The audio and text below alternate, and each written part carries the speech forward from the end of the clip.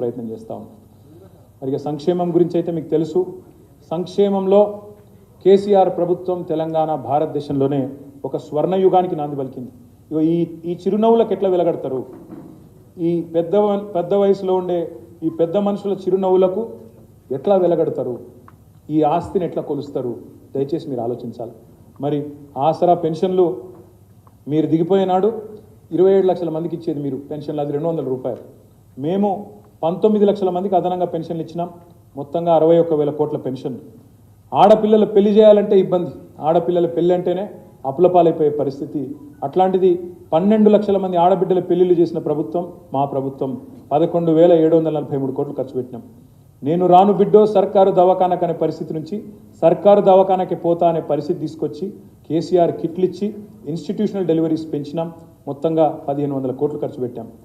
SC, ST, BC, minority అన్ని అణగారిన వర్గాల సంక్షేమం కోసం వేల కోట్ల రూపాయలు ఖర్చు పెట్టినాం. ఇదేది కనబడలేదు మీరు మొన్న చెప్పిన శ్వేతపత్రంలో. ఇదేది చెప్పరు మీరు.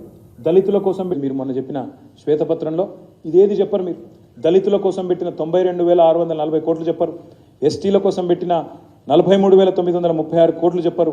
బీసీల కోసం పెట్టిన 45,000 కోట్లు చెప్పరు. మైనారిటీల కోసం ఖర్చు పెట్టిన 9,166 కోట్లు చెప్పరు. వికలాంగుల కోసం ఖర్చు పెట్టిన 10,300 కోట్లు లేదు.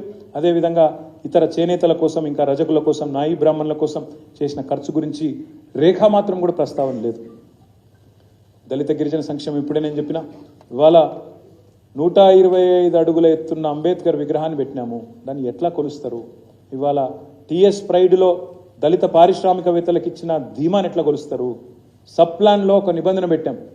ఈ సంవత్సరం ఖర్చు కాకపోతే నిధులు వచ్చే సంవత్సరం ఖర్చు చేయాలా, రోల్ ఓవర్ చేయాలని చెప్పాం. భారతదేశంలో ఎక్కడ లేదు. దాన్ని ఎట్లా కొలుస్తారు మీరు? నేను అడుగుతా ఉన్నాను. అదేవిధంగా గిరిజన సంక్షేమం పోడు పట్టాలు ఇచ్చినాం.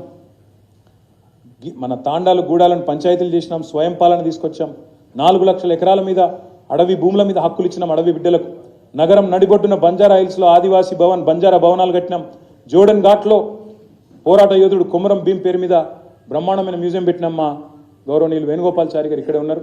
వారికి తెలుసు, సుదీర్ఘకాలం అక్కడ పనిచేసినారు. మైనారిటీ అమ్మాయిలు ఇవాళ ఈ చిరునవ్వులకు ఎట్లా వెలగడతారు మీరు?